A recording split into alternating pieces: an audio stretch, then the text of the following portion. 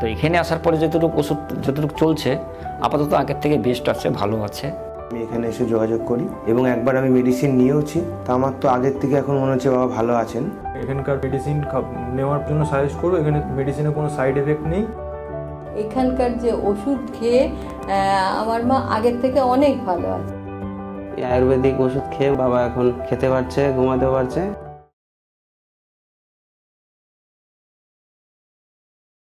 মুখটা আস্তে আস্তে করে বন্ধ হয়ে যাচ্ছে।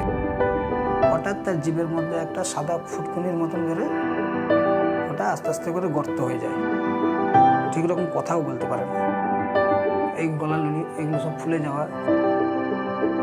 আমার নাম সুশান্ত দাস, আমার দাদার নাম হচ্ছে সুব্রত কুমার দাস। পেশেন্ট হচ্ছে আমার দাদা, ওনার ক্যান্সার হয়েছে। আমি এসেছি দীঘা থেকে। প্রথমে হয়েছিল যেহেতু দাদা এই কলকাতায় আগে থাকতেন, ওটা আঙ্গুর ফল খেতে গিয়ে ওই গালেতে উঠে পড়েছিল। ওইটাতে এই কলকাতাতে ডাক্তার দেখানোর পরে বেশ ভালো হয়ে গেছিল। দাদাকে বলতো যে এরকম কোনো নেশা ভাঙ করতে না, যেহেতু গ্রামের ছেলে তো আমরা, পানের নেশাটা থাকতো আর কি। তো পানটা খেত, পানটা খেতে খেতে তার ওই মুখটা ব্লক হয়ে যাচ্ছে, আস্তে আস্তে করে বন্ধ হয়ে যাচ্ছে। বন্ধ হয়ে যাওয়ার জন্য এইখানটায় ডাক্তার কিছু দেখিয়েছিলাম পার্সোনাল। তো ওনারা বললেন যে এটা কোনো ব্যাপার নয়, তুমি আলাদা কোনো বড় সার্জন দেখাতে ওই কথা বলতে আমরা ভেলোরে নিয়ে যাই। ভেলোরে ওখানে দেখানোর পরে ভেলোর থেকে ডাক্তাররা যখন রিপোর্ট করলেন, উনি বললেন যে গালে নাকি ক্যান্সার হয়েছে। এবার ওই ক্যান্সারটাকে ভালো করার জন্য ওখানে অপারেশন করানোর পরে 5-6 বছর হয়ে গেল, বেশ ভালোই ছিল। এই গত 6 মাস ধরে হঠাৎ তার জিভের মধ্যে একটা সাদা ফুটকুনির মতন বেরোয়, ওটা আস্তে আস্তে করে গর্ত হয়ে যায়। এই গর্ত হয়ে যাওয়ার জন্য এখানটায় ডাক্তার